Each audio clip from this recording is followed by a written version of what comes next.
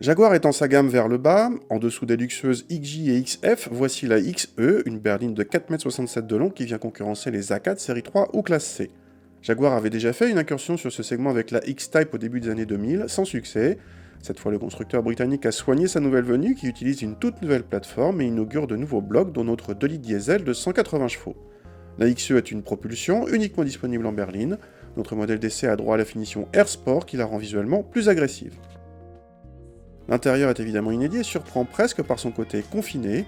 Le conducteur a l'impression d'être dans un cockpit plutôt qu'à l'avant d'une berline.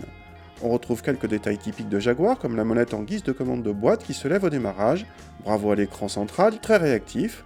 La présentation est globalement flatteuse, à part certains détails cheap, comme ses commandes au volant ou dans le coffre. À l'arrière, l'habitabilité est limitée, aussi bien en espace aux jambes qu'en garde au toit. Le coffre atteint 455 décimètres cubes, soit moins que ses trois rivales premium.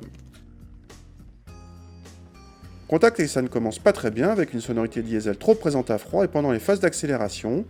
Le moteur octroie des performances dans la moyenne de la catégorie, sans plus, mais en retrait par rapport à celle des trois allemandes, et malgré une boîte auto à 8 rapports très douce, l'agrément mécanique est quelconque.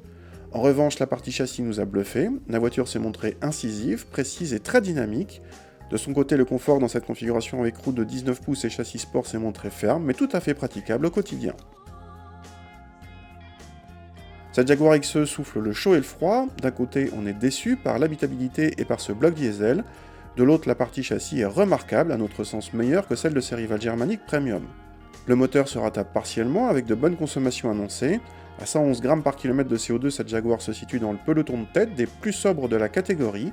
Côté tarif, cette Jaguar se situe bien dans le premium, plus cher qu'une Passat ou qu'une Volvo V60, mais dans les mêmes eaux tarifaires que les A4 série 3 ou classe C.